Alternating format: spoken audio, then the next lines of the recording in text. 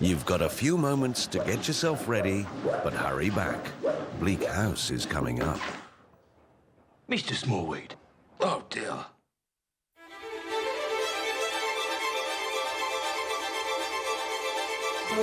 Caves remain the least explored places on Earth. Human beings are seldom the first to reach them. Here live some of the strangest and least known animals on the planet. Planet Earth, as you've never seen it before. Next Sunday. Life's short, so why don't you embrace the possibilities on offer in August?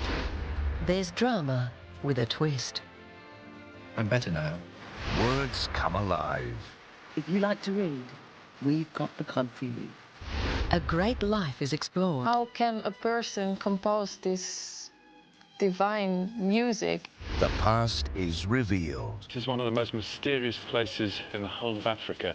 New sound sensations. Now that there are cameras around the Triple J studios, I think it's time to get this place cleaned up. Art becomes accessible. The canvases are blank, and then those first marks are made, and we're off. And reality gets a close-up. Flight 11, 9/11. Certain phrases have become shorthand for the worst attack on American soil in history. Take a look at August on ABC. Following the success of the Classic 100 Opera box set, the top 10 and selected highlights, now on one CD. 10 of the most beloved opera moments as voted by listeners of ABC Classic FM. The Classic 100 Opera Top 10 and Selected Highlights. CD available now from ABC shops, ABC centres, retailers and online. Tickets are now on sale for the ABC Choir of the Year State Final, to be held at His Majesty's Theatre on Tuesday, August 1st. Judges have selected the best West Australian youth and adult choirs to be in this unique concert event. You can be part of a live radio broadcast on ABC Classic FM and enjoy an evening of glorious choral music. To book tickets, phone 1800 193 300 or visit abc.net.au/classic.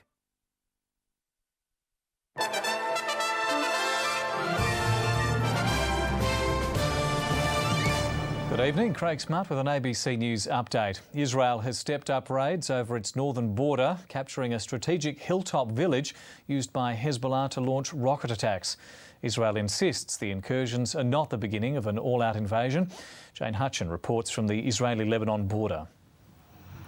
A day before a visit to the region by the US Secretary of State, Israel rolls on. Near the border village of Avivim, a column of tanks and personnel carriers penetrated Lebanon. The army insists this is still a pinpoint operation against Hezbollah, not the start of a major ground offensive. We are doing everything right now in order to dismantle Hezbollah's infrastructure.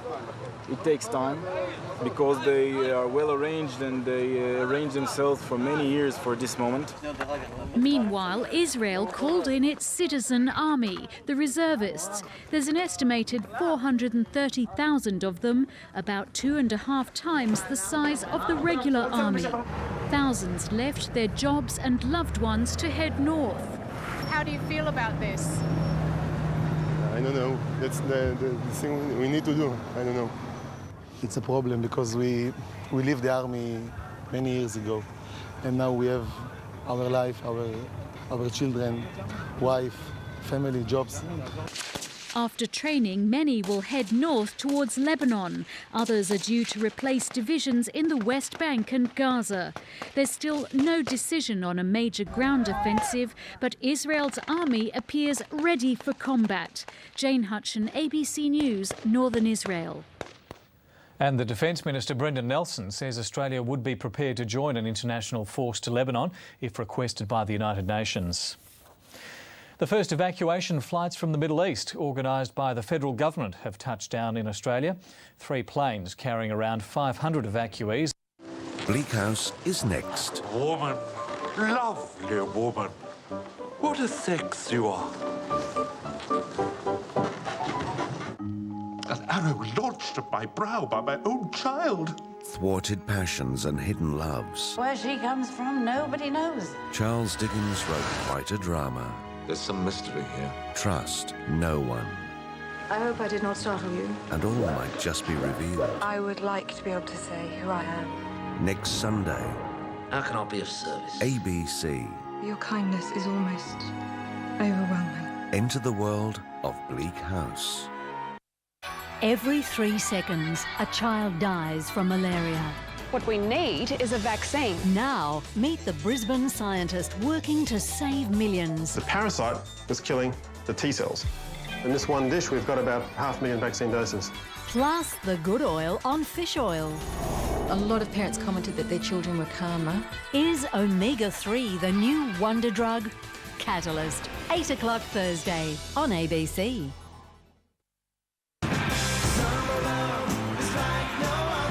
Relive the sights and sounds of an era with Countdown the Wonder Years on a specially compiled companion DVD and CD. Featuring over 60 artists and the hits that captivated a nation. Also available, a selection of Molly Meldrum's classic interviews on audio and the Countdown book, The Wonder Years.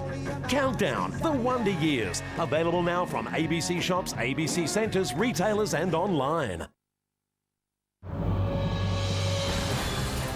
I'm entitled to fight for the truth. It started off as just an ordinary night. No one knew that night the tragedy was to follow. Now, in Western Australia, just because someone's been charged doesn't mean they've done it. And they run with it assiduously, just with a view to getting their man. I'm not convinced that Mr Percy's comments are true, and they're certainly not true for this decade. Australian Story, 8 o'clock tomorrow night.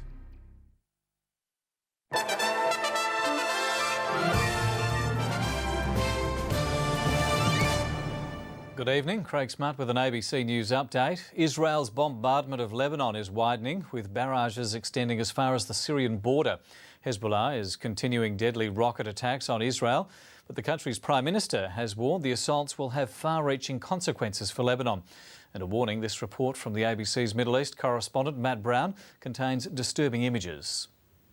4 days into the Israeli attack on Lebanon, one airstrike caused the biggest death toll of any single incident in the conflict. A makeshift morgue was set up where desperate relatives gathered to identify the bodies. Civilians had been fleeing their village outside the southern city of Tyre after hearing loudspeaker warnings from the Israeli military. Their convoy was hit and a van caught fire.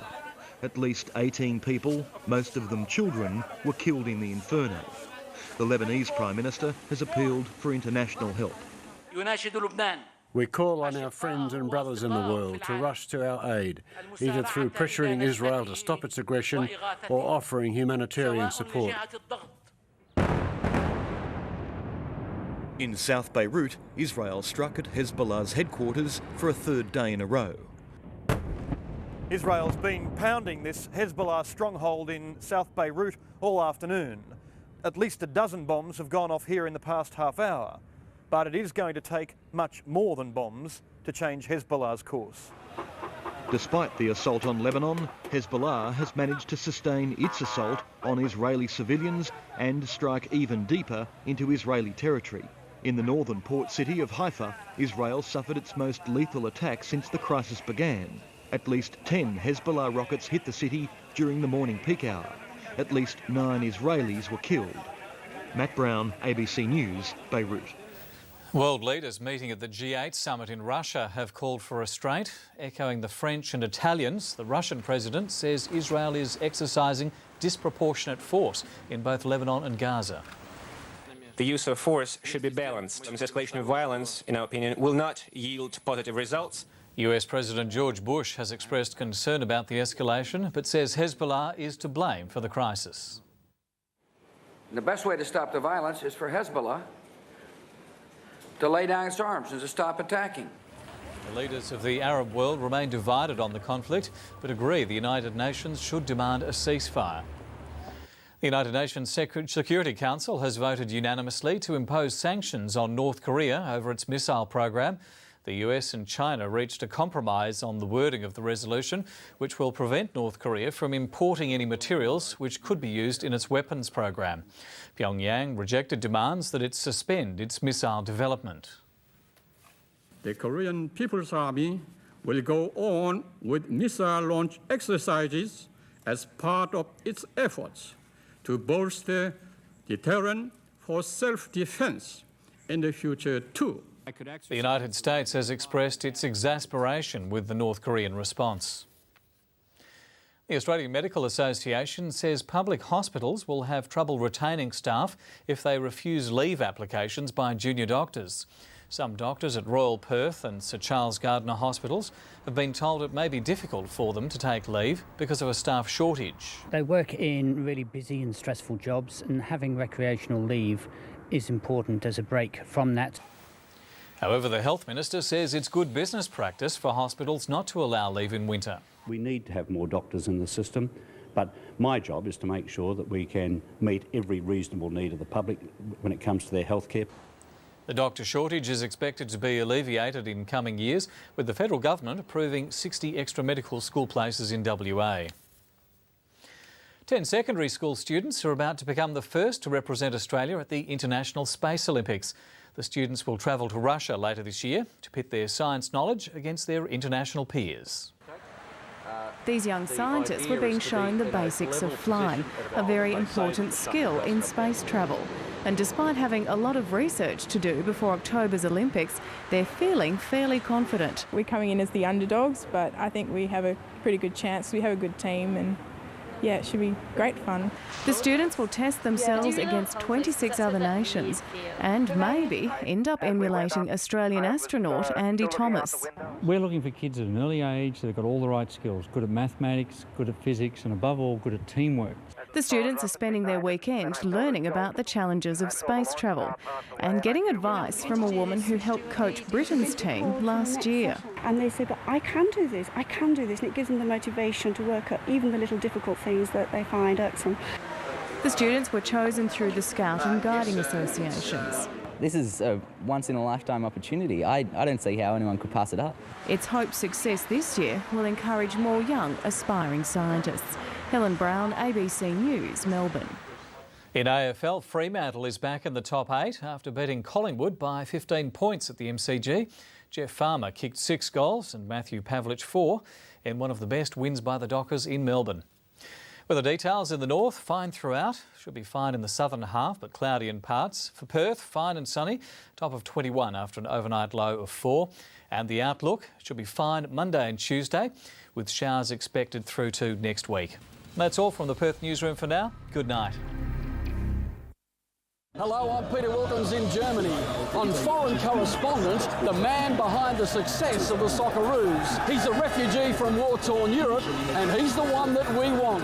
He's doing the quick step to put Australia permanently on the world soccer stage. Hello, I'm Tokyo correspondent Shane McLeod. As North Korea gets more aggressive, is Japan getting ready to become a major military power again? The threat to our region. That's 9:20 Tuesday. This is a pipe that can grow, and this will change the only bit of a bicycle that's still the same as it was 50 years ago. Join us for the New Inventors, 8 o'clock Wednesday on ABC. What's wrong? Thursday. What's going on? We learn the true price of freedom. I don't see Celeste anymore. These were people. What a mother would do. She said if it would make a difference, she'd get on her knees. What a country expects. She begged for your mercy. And what a president must decide. My job is to help Jed be as good a president as he is a man. The West Wing on ABC. Your front row seats to celebrate Opera Australia's Golden Jubilee are on ABC tonight. It must be jolly good. Applaud the music, the magic, the stars, the sets, and the famous house. It was the greatest experience, I can't tell you. From the bizarre to the beautiful. A delightful evening. Happy birthday, Opera Australia. Opera Australia's Golden Jubilee. We have a visitor. Next, drama that's just made for Sunday nights. Charles Dickens' Bleak House. Bleak House is not so bleak after all. When human beings venture into the highest parts of planet Earth, they can only ever be visitors. But for some remarkable animals, this is home. Planet Earth as you've never seen it before. Next Sunday on ABC. You can choose the time. Good morning. Good day, Gladys. How's it going? Choose the program. This is the science show. This is the book show. And this is the health report. And choose the place. Good morning, Dr. Carl. I love my audience. Now you can enjoy your favourite ABC radio programs at the times that suit you. Quite a lot of people have been asking for it. Choose from over 60 podcasts delivered straight to your computer. For more information, visit abc.net.au/podcast. In the unscrupulous world of public relations, Never ask a PR man for the truth, never shake hands with a gynaecologist. there is no substitute for absolute power. Available now on DVD. Do you have any ethics at all? PR means never having to say you're wrong. Stephen Fry and John Bird star in Absolute Power. Martin, what am I not? A man to be shafted. Precisely. Available now on DVD from ABC Shops, ABC Centres, leading retailers and online. Tomorrow night on ABC at 8 o'clock, the disease attacking young women and confronting doctors. It's a thief. It takes away from people their potential to have a normal life. And at 8:30 on Four Corners, Jonathan Holmes investigates what's driving petrol prices through the roof. Price of petrol is disgusting. We will see the price rises really start to ramp up. That's tomorrow night on ABC.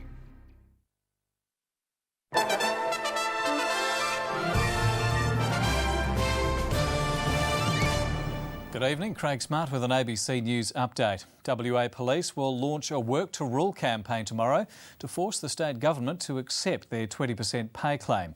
And the police union has warned officers will escalate the severity of the work bans until the government agrees to their terms. The Police Minister, John Kubelki, maintains the government's offer of 12.5% over 3 years was fair and says he'll be carefully scrutinising the nature of the work bans. A Russian plane carrying 200 people has crashed in the Siberian city of Irkutsk. The plane was coming into land after a night flight from Moscow. The Airbus A310 hit the runway and burst into flames before skidding into a building. About 50 people are reported to have survived the crash. The United States says it will negotiate with North Korea over its missile program, but only after Pyongyang rejoins the international peace talks it abandoned 8 months ago. Arriving in Seoul, a US envoy rejected North Korean demands for economic sanctions to be eased. The United States has also strengthened its military presence in North Asia. A warship with anti-missile capabilities has arrived at its new home port in Japan. Pope Benedict XVI has taken his campaign for a return to traditional Christian values to Spain. Addressing a big crowd in the city of Valencia, he condemned hedonism and homosexuality and called for a strengthening of family ties. The Pope's visit brought Spanish Catholic tradition to the ultra-modern Arts and Science Centre. Nearby, a demonstrator staged a nude bicycle ride in protest at the Pope's position on AIDS and gay marriage. Police in the Northern Territory are continuing to search for the body of a young girl taken by a crocodile in remote Arnhem Land River. The 8-year-old was attacked on the Blythe River between two remote communities 400 kilometres east of Darwin. Police say she was fishing with her parents around 8:30 last night when she was grabbed. They'd gone to the water's edge to collect water. The girl apparently had gone ahead of the parents, and in the darkness they heard a big splash, and the child was gone. Local police and rangers began their search this morning for the girl's body and the crocodile. A man has been charged by police with grievous bodily harm after an attack on a teenager outside a Perth night spot on Friday night. Meanwhile, the family of the victim, Matthew Day, has begun an anxious bedside vigil since the 19-year-old was put into an induced coma. A night out with friends at a local pub has left this 19-year-old sales assistant with fractures to the back of his skull and neck and bruising and blood on his brain. He's in intensive care at Sir Charles Gardner Hospital, where his worried family has been at his bedside since the attack. My parents are just most distressed. We've had so much family support. Friends and family have been absolutely wonderful. I don't wish this upon my worst enemy. He was struck and then fell to the ground after an argument broke out while patrons were queuing to go inside the Careen Tavern around 10 o'clock on Friday night. The guy, fell straight back on his back, hit the ground pretty hard, and obviously, he got taken away by ambulance, so it's pretty serious. Last night, police charged a 19-year-old man with grievous bodily harm. It is a serious offence. He was released on a surety bail and also bail conditions not to attend any licensed premises until he goes to court. Mr May remains in a critical but stable condition.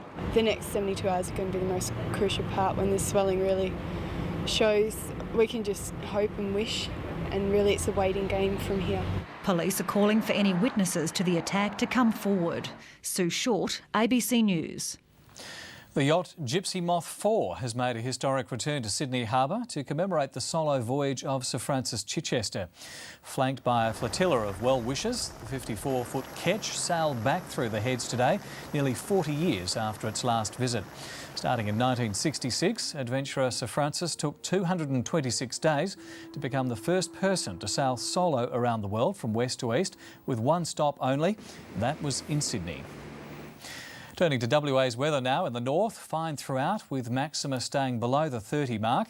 Showers are expected throughout the south, with a gale warning from Cape Naturalist to Israelite Bay and strong wind warnings from Carnarvon to Cape Naturalist and Israelite Bay to Eucla. For Perth, cold with a few showers, clearing later, a top of 16 degrees after an overnight low of 10.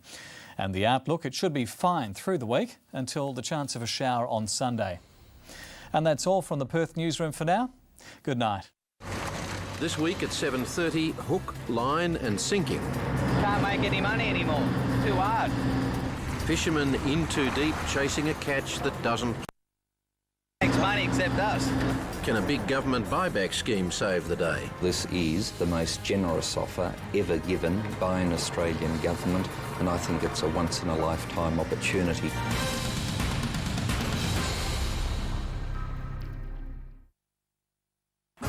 What's got all these grumpy old women laughing? Wow. Try this on for size. One size fits all. All what? Grumpy old women, Tuesday.